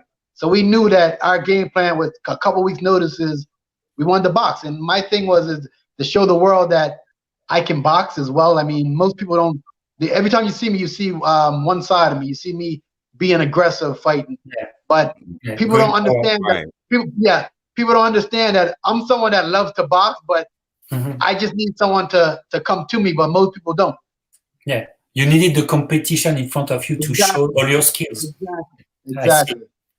I see, but it was really, really impressive. And like you say, thank you to Patrice for the big work at the gym. For sure, always. Custio, tell me more, because that night another guy did a great performance. In my view, it was your coach. In the corner, he was really calm, really focused, really give you the game plan every step of the fight, you know. And tell me more, Patrice and Custio, about your trainer, Eric Bélanger, because I have the feeling that we will hear a lot about Eric in the future.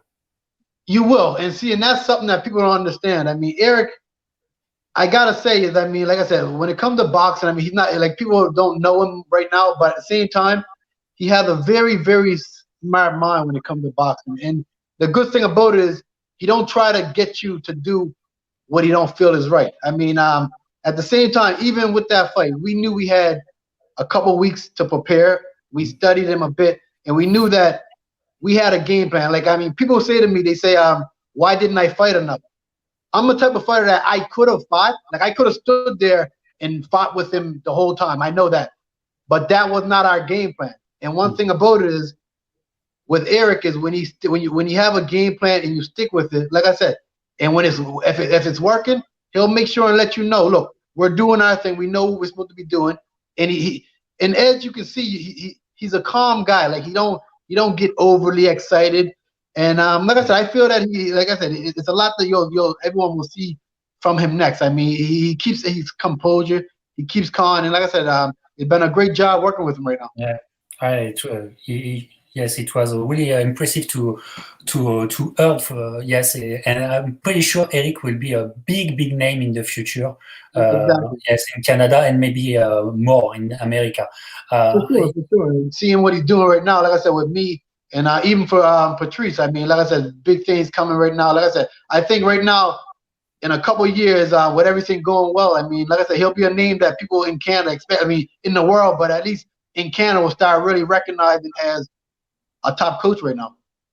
Yeah, and Custio, the feeling I had watching the fight and watching the fight night, it's that my gut feeling is that the Lipinet's team around him maybe look down on you, maybe too much.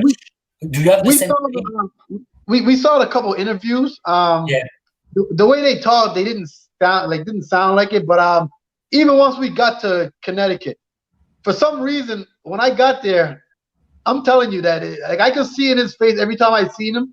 Yeah. He wasn't comfortable. He wasn't comfortable around me. I'm being real with you. Like, every time he's seen us, he didn't feel comfortable at all. And I think we tried to make it that way. Like, even in some interviews, they were asking us about how many weeks we had. We kept telling them 5 weeks. We had between 5 weeks. And then Lipinette kept saying he had 2 weeks. And then they were like, well, how did Clayton have 5? So we were trying to play with them, as in, like, I just wanted to let them know that I didn't just come here to as an opponent. We've been training for this fight, like, trying to play with them a little bit. And I mean, like I said, I could see that he wasn't comfortable around me. And I saw Joe Guzin say that he saw a couple of my fights. He said Clayton's a very good fighter, but what we see is I didn't have to watch too many tapes about him, because every time I seen something of him, he's a guy that likes to be there and fight. So I knew that all they keep looking at is a guy that fights every time, comes forward. But like I said, Pat knows me.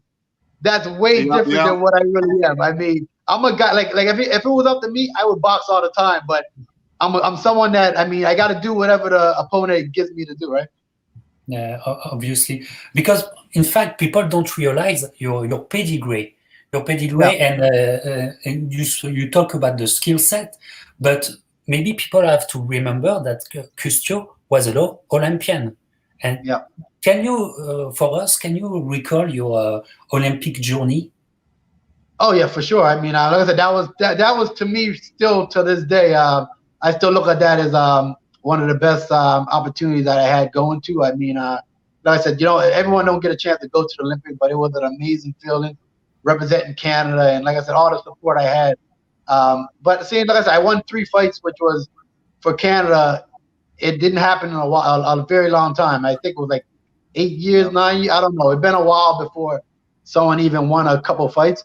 But like I said, it was a great experience, and even being there, I mean, everyone that's seen the fights know that I should have had a medal. I mean, at least bronze. But at the same time, I mean, unfortunately, it wasn't granted to me. But like always, I mean, like I said, I stay true to myself, and like I said, I mean, that's me not blaming anybody else, and just more like, you know what, I went to do my job. People seen it. At the end of the day, I mean, I just hope that I just won people hard and showed them who I actually am. Yeah. So with a performance like this on Showtime, and you impress a lot of the broadcaster that night, how do you see the future? Do you see? Right now, the future, to be real with you, I don't want to say too much on it, but the future is looking very, very good. Like I said, right now, it's already things going in place. But like I said, I'll be back again for sure. We don't know with who, whether it's a rematch with Lipinet, or whether it's, to be real with you, Porter, or it's something else coming. Something big. Something big. Yes. Yeah, something big for real. But even for me, I got the feeling that it won't be Lipinet. When we talked to them, we even talked to them afterwards, and his manager, his coach, they already said that they're not looking for me next, regardless. Oh, okay. Yeah. So okay. But I'm okay with that, because I don't have nothing to prove with him. I'm pretty sure I already did what I did. He's the one that have to prove to everybody that he can beat me. Yeah, and from our perspective as Canadian, you're the B side. You cross the border, so you're on the, on the exactly. So a draw in this kind of condition for us, it's a win. Exactly. So and that's what you got to take it. And like I said, but only take next time is it won't be under no 2 weeks notice. It'll be a real camp for sure. Hopefully, maybe on Showtime again. Hopefully, I'm pretty sure it'd be something good. Yes, I try to have a great news. Yes, but I have a question, because we've been training a lot and everything, and but I want to know, with all that COVID situation, the fact there's no public, do you feel the difference? I know you focus on what you do, you focus on your job, but I want to know if you see a difference between the public and nobody. You see, and that's the thing, and I think it's because of, I don't want to say it, but I mean, I think all the amateur experience played a big part, because I've been fighting as an amateur in front of people that wasn't there. Like, I mean, we had tournaments where it was no audience. At the World Championships, no audience. So I mean, to me, I don't think it really played a big part for me, but it is a lot of fighters that it do affect. And it's some fighters that do fight off of the crowd. But I mean, like I said, for me, it didn't. I think it had to do with a lot of the amateur experiences as well. But everyone's going through the same thing, though. I mean, the training is different. Like even with the pandemic, the training in the gyms, no one's really training in the gym. Everyone have the restrictions. But at the end of the day, I mean, like I said, we're athletes, we're boxers. We always find a way to make things work, and no matter what, I think that's what I think a lot of people are doing right now. You still got to find a way to make it work. Yeah. Paul, do you have maybe some question? Yeah, I have a question. I did watch the fight against Limpinets, and I did watch, when I heard about this fight, I did watch some of the previous fights you had, and I do realize that you were a lot more aggressive in the other fights that I saw you in as opposed to that fight. If you had a full camp to fight this guy, not saying you got to expose exactly what you were going to do, but if you had a full camp, are there certain things that you feel you would change if you were to fight this guy again? Looking back at it, like I said, when you're in that ring, I mean, you always have a plan at first, but some things is different. Like when you're in the ring and you have a plan, you try to stick to the plan. But then it's like, at the end of the day, it's like, I mean, looking back at the fight, I'm like, yeah, I could have, I do felt that I could have stood there a little more. I could have fought, but that's one thing that that's something, like anyone that knows me is, I'm someone that I usually don't, like when things are going my way, you got to try to take it from me. And like I said, I feel that Lipinet wasn't able to stop me from doing what I was doing. And that's what, I'm not going to change the way I do it. I mean, I understand. I mean, some fans look at it as, yeah, well, you should have fought more. I understand it, but boxing, anything can happen. And like I said, usually when we have a plan, that's why I like Eric a lot, because he don't try to get you to change up if just because he feels that something is like he knew that I could have stood there and fought with Lipinet, but he never once said to me, stand there and fight a bit, because he knew that our plan was to box. Like we never went in there to fight, we went in there to box. But as for if I were to do it again, I think I'll fight the same exact way, because with Lipinet, he's someone that needs, for him to shine, I think that he needs you to be in front of him and fight with him. Right. So I think I would keep it the same way, but I do think I would attack earlier than what I started the fight. Like I would put the combination together quicker, but still move the same exact way. Right. When I saw the fight, I thought you would definitely being a boxer. You were moving. You looked like you were setting traps. I think, towards the middle of the fight, you started to open up more and land some of the punches, because I guess he got so comfortable with. It's a couple of weeks now, but I remember him getting a little bit comfortable of just coming forward and walking into stuff, and then that's when he started to connect more and open up more. And that's something too. And I say this to a couple people too, is remember, I had 2 weeks for this fight. It's all the pandemics going on, everything going on. It was supposed to be the biggest fight of my career, which it was. So I mean, everyone look at it like I had a lot of stuff against me. I'm going over there on the B side. So at the same time, our game plan was to not go and try to do something different. We had to go out there and stick to what we was going to do. I mean, next time, like I said, people know me now. I could look at it a little different, but it's like, you know what? I had to make sure I did exactly what we said we were gonna do. Right. Because I know it's pretty hard, when because we spar a lot to find out the specific sparring partner. I'm 6'1". I'm a tall guy. Reach is not the same as the Lipinets. So I definitely think like the way Clay fight, Custio fight, this fight was a perfect way. Almost knocked him out in the third and fourth round with the body punch. So that was amazing. That was the fight. That's something too, and you know that because this was stuff we worked on, and you saw that this is stuff we worked on in the gym. Even though Pat was bigger and and taller, I always try to do. I mean, one thing about it is I feel I'm very mentally strong, and what I feel is I try to adapt to whatever's in front of me. So even though Pat was bigger, I always tried to make it that it was lipping it. I mean, I know that he was a different size, but I was looking at it as I looked at it as everything I had to do. I had to pretend that it was lipping it. So no matter when we got in the ring, no matter what, everything still changed. They turned out to be the exact same way. Yeah. Got you. Yeah. So, Custio, we wish you the best. And on the chat with the followers, a lot of people praise your performance, big performance by Custio. He put his name on the card. And Maxime say, a fight for Clayton will be a key format. This is the right time for Custio. What do you think about that? And I love what Keith Thurman. Like I said, right now to me, I think I proved that. I mean, that I do belong with the top guys, and I think, like I said, a Keith Thurman would be perfect. I don't know what they do, and he is looking for an opponent, but it can't be this year. He got to at least wait till next year. but I would love to be in the ring with Keith Thurman, and I think my style, from what people seen, that I can box and I can fight.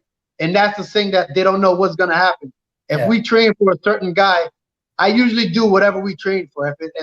If what we train for was to stand there, like, because some fighters you have to be there, that's what I would have trained for. But like I said, I try to adapt to whatever's in front of me. And plus, I would love to fight all of them guys. There's another guy I fight, Ugas. Ugas is a guy that I would like to fight. Like I said, there's a lot of guys out there that I would love to fight. And I think that right now I proved that I belong, and I think we'll get another shot. Okay, Ugas, what do you see in Ugas that you can work on it? Like I said, Ugas is a very good fighter. I mean, you see, he works the body very well. He's a good boxer. I mean, like I said, Cuban, so he got that. He still had that Cuban style. So he's a very good boxer. But I mean, like I said, I just think that no one knows what I'll do. I mean, and one thing about me, I do keep my composure very well. And I think no matter what goes on, if I have a plan, I stick to it. And I mean, like I think that would be a very good fight. Yeah. Is there anyone specifically at the welterweight that you would just love to get? I know you would love to get a shot at any of these guys: Thurman, Garcia, Spence, Crawford, Ugas, any of the top guys. You got Kell Brook and Crawford fighting. Is there anyone specific that you would say, damn, this is the guy I really want to fight, like this one guy right here? I never really looked at it that way. I mean, I think when you're coming up and when no one knows you, it's like you just sit around and you're like, you know what, I'm waiting for my chance. And then once it gets in, it's like right now I fight any of them. I mean, I never really had a specific one that I always look to go against. I feel my style, I mean, for a couple of them, my style will give a lot of them problem. I mean, like even with Danny Garcia, Spence, my movement, I think a lot of stuff, I think I could give a lot of guys problem because they don't know which way I'm going to fight. Yeah, I think I'm sorry, I just want to say, I think personally, I think you would do well against Sean Porter. Yeah, that's someone, to be real with you, that I always looked at him as a guy before that I'm like, he was rough. He was one of them fighters that I don't feel he's the best boxer, but you always knew that you were going to be in a fight with him. Mm-hmm. But then a couple of fights when I seen him fight Ugas and I seen him fight Garcia, he showed that he wants to box as well. Yeah. So I think with him, he would try to, knowing me, I think he would try to box with me, and I think that would be a problem. I would actually like that type of fight with him. But I think he's at his best when he's aggressive. But I would love that type of fight. I don't know if I'm wrong, but Paul, tell me if I'm wrong, okay? That Clay went to the Olympic and everything, a big name. He should be a big name in boxing since a long time. But I don't know, it's the fact that he's a Canadian boxer. Do American people consider him for the level he is today? Because he went to the Olympics. But Patrice, he's one of the top. Patrice, it's already complicated inside Canada because Custio is from Nova Scotia, you know, Nova Scotia, and it was difficult to make a name in Montreal. He has to change for Toronto. So even in Canada, we have to be agree at one point, you know. When we have sometimes people don't want to.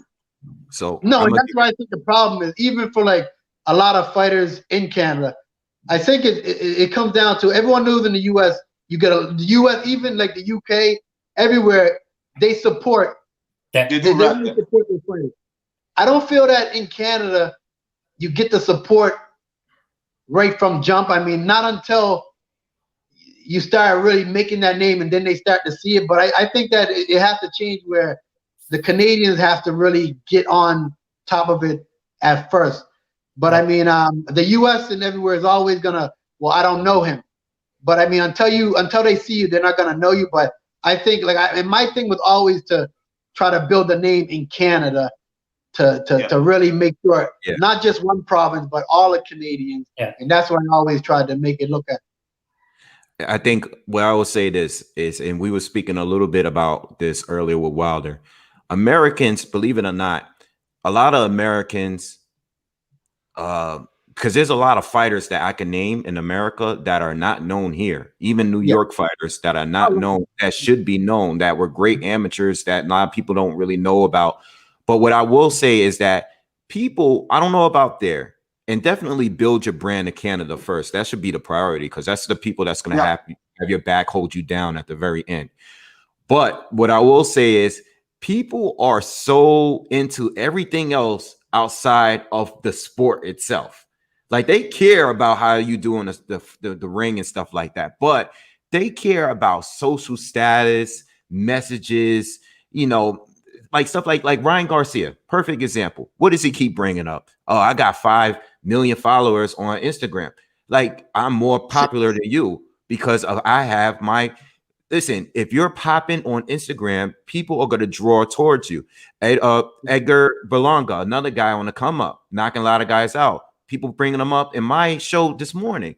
Hey, he should fight Canelo. He should fight Canelo. And I'm like, no, he shouldn't fight Canelo yet. Like he shouldn't fight any top 168 guy yet until he proves that he can actually box outside of the first round. And I love him. He's from New York. And I'm saying that, and he's a New York fighter because I know how casual fans are. They gravitate towards anybody on Instagram. He's with Snoop Dogg. He's with all these rappers. He's with, but if he takes an L, these guys are going to fall back from him. That's how they do. Yep. So I like that. That's I like when you say that, because I had another interview before and I talked to somebody about this because they asked me about Wilder and whether I think that he should get another fight. Like I said, I don't agree with everything he's saying, but for me, I do believe that him and Fury should fight again. And I say that because the first fight was a very good fight. Fury did beat the second fight. So I'm like, I think he should get another one. But then they were like, what about Joshua? Why should Joshua fight him? I'm like, I say this because Styles makes fights. And I'm like, one thing about it is, yes, Fury did beat him, but that don't mean Joshua would. I'm like, you got to realize that people are like, Joshua don't have to fight him now. And I'm like, that's where the problem is because soon as a fighter now loses, everybody writes him off. And I'm like, that's where the problem is because of nowadays. And then back in the day when like you had like Sugar Ray Leonard, Tommy Hearns, Duran, each one of them beat him. He beat him, but at the same time, no one cared about who lost. But right now, and I think it's because right now everyone worries about that perfect record because soon as you lose, it's the fans that write you off. And when they do that, it makes it bad because no one wants to see you no more. And that's where the problem is. Yeah. Social media plays a big part. Yeah, it's playing a lot right now. And it's social media wasn't around. It wasn't around back then. And thanks to Mayweather, because he put the O like, it was the biggest thing in the world. But like you say, we don't care that Leonard, Ernst, or Duran has a defeat in the record. Yeah. We love them because what they bring in the fight. And this is the problem, like you say, Paul. with casual following. You know, Ryan Garcia, he has a big following, but it's a casual following, and they will disappear if he lost, they will disappear. You know. Yeah, but the first thing they're gonna say is, "Oh, he's not who we thought he was. He's a bum." Okay, but remember, when two top fighters fight each other, somebody gotta lose. Exactly. Yeah. It is what it is. It is what it is. That's that. Like even right now, they want to see. They talk about Thurman and not Thurman, Spence and Crawford. But at the end of the day, if they fight and someone loses, the first thing they're gonna say is, "Yeah, I told you he wasn't good." Okay, but somebody has to lose. But someone got to lose. But you know what? I don't understand. What I don't understand is, how do people forget? Like the people that we, boxing fans claim they like. Don't you know that your favorite fighter, whoever you think it is from the past, if you are a hardcore boxing fan, you watch it. Don't you know that some of these guys from your past that you claim you like lost a lot of fights? They lost a lot of fights. Most of them did. Most of them. All of them did.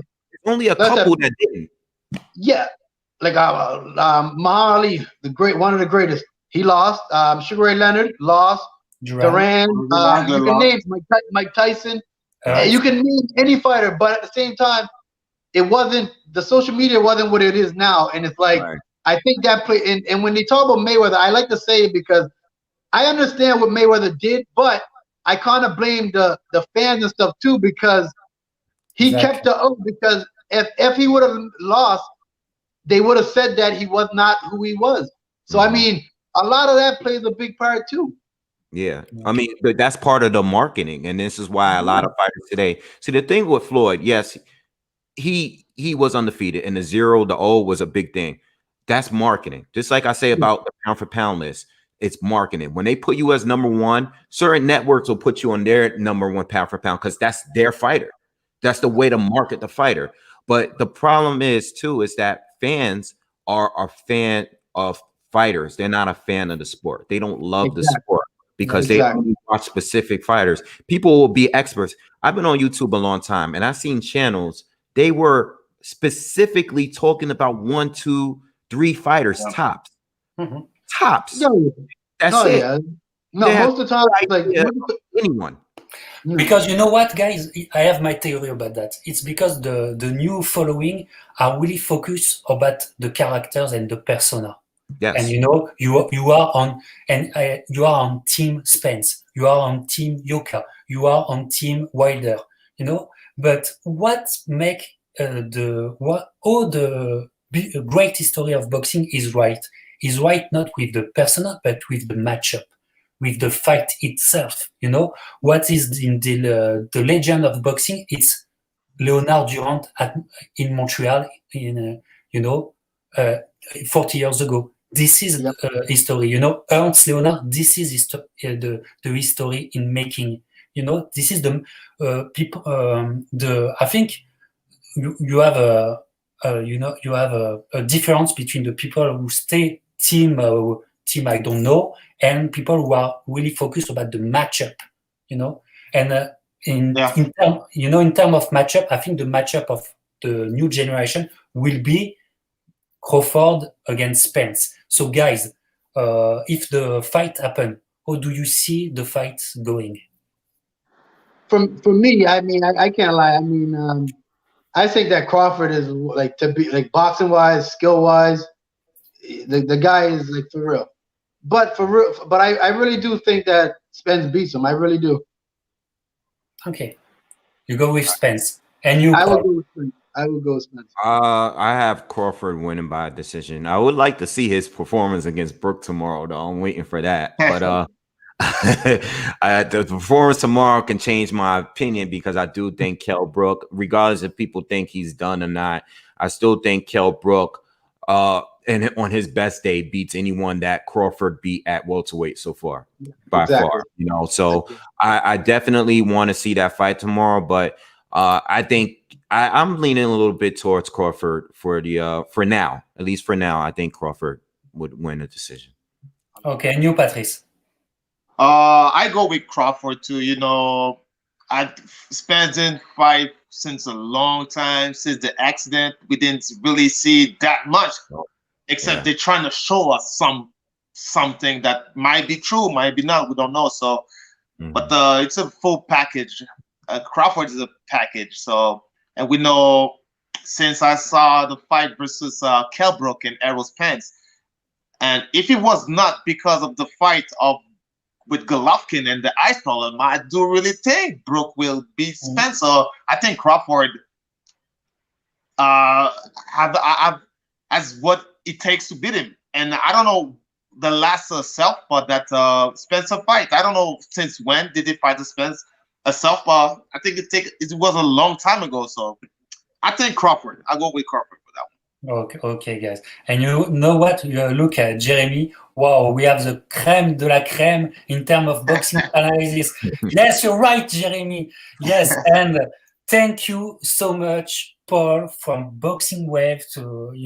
It was a pleasure to be with you and to have you as a guest. Thank you so much, Patrice, to give me some news, and also for the big surprise, Custio Clayton in the show. Custio, it was a pleasure to meet you for the first time.